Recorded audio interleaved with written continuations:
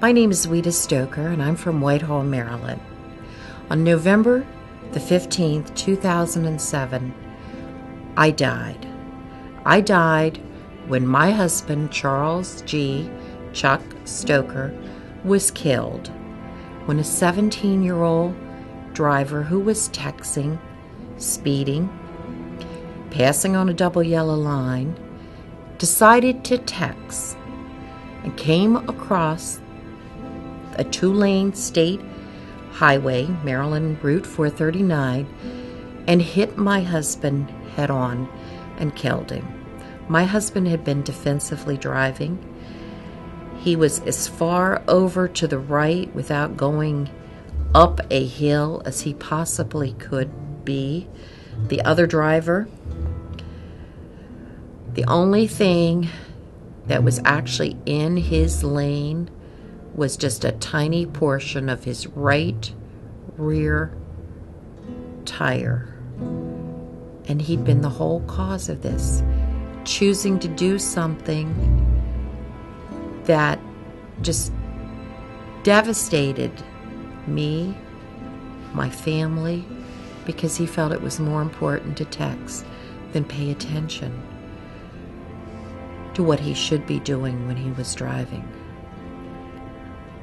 When I came upon the accident, I first thought it involved the school bus. When the school bus moved and I could see this car, and then I realized the car had been hit so hard that the hood was up, the trunk was up, and I could see something red on the back windshield, and I realized that was my youngest daughter's car. It had a huge heart that said, "Love you, Becca," because her birthday had been November 1st. Well, the accident has impacted my family in a number of different ways. Of course, I've become both the mother and the father. I don't have my counterpart to balance things off, but it affects, and it will affect, each of my children for the rest of their life. Chuck won't be there to walk either one of his daughters down the aisle. Charles has taken over his father's business.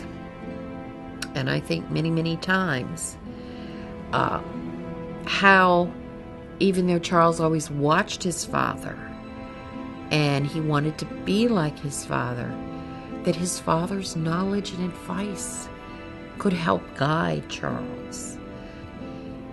Every action that you do when you're behind the wheel can have repercussions, and you want to be responsible for the death of an innocent person and all of the problems that then are heaped on that family because they've lost a very beloved member of their family because you felt that text was so important, or you felt that phone call was so important that you could take your eyes off the road.